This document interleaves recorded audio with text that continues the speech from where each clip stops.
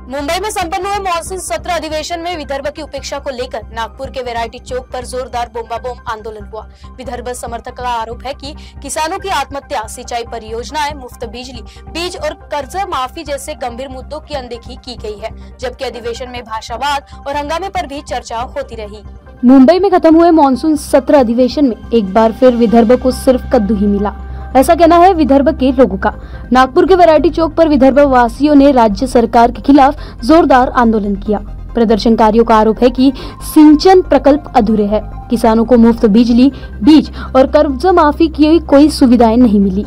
आंदोलनकारियों ने साफ कहा कि विधानसभा में विदर्भ के ज्वलंत मुद्दों की बजाय भाषा विवाद और गाली गलौज पर चर्चा होती रही। विदर्भवादी नेता मुकेश मसूरकर ने सरकार पर गंभीर आरोप लगाते हुए आंदोलन को और तेज करने की चेतावनी दी है। हल्ली जे पावसाळी अधिवेशन झाला, त्या पावसाळी अधिवेशनात विदर्भाच्या जनतेला वाटत होतं का त्यांचे प्रश्न सुटणार आहे, परंतु असं काही झालं नाही आणि महाराष्ट्र सरकारने विदर्भाच्या जनतेला फक्त भोपळा दिला। म्हणून आज आम्ही महाराष्ट्र सरकारच्या विरोधात इथे बोंबाबोंब आंदोलन करत आहोत आणि महाराष्ट्र सरकारला सांगत आहोत का हमारे अंगने में तुम्हारा क्या काम है, म्हणून महाराष्ट्रवादी चालते व्हा। विदर्भाच्या जनतेचा प्रश्न घेण्यात आला नाही, तिथे फक्त भाषावाद झाला, तिथे फक्त जे टायसनचा मुक्का आहे तो चालला, तिथे फक्त गुंडागर्दी झाली आणि त्यावरच चर्चा झाली।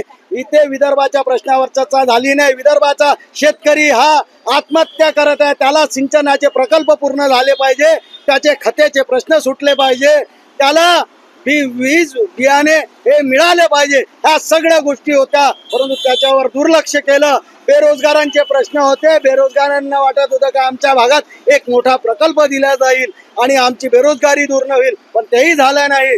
आणि आदिवासींच्या जे 56% त्यांच्या निधीमध्ये कपात करण्यात आलं, त्यावर इथे चर्चा केली नाही आणि म्हणून इथं विदर्भाच्या जनतेला वाटत आहे महाराष्ट्रात राहून आमचा काहीच राम नाही, म्हणून वेगळा विदर्भ झालाच पाहिजे। याकरता आम्ही इथं बोंबाबोंब केली, महाराष्ट्र सरकारचा निषेध केला। इथे आमचे सर्व कार्यकर्ते जमले आणि महाराष्ट्र सरकारला ठणकावून सांगितलं आहे कि महाराष्ट्रवादी चलते हो।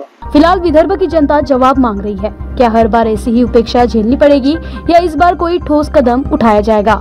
वीडियो जर्नलिस्ट राजकुमार मोहट के साथ गौरी इंगले, नागपुर।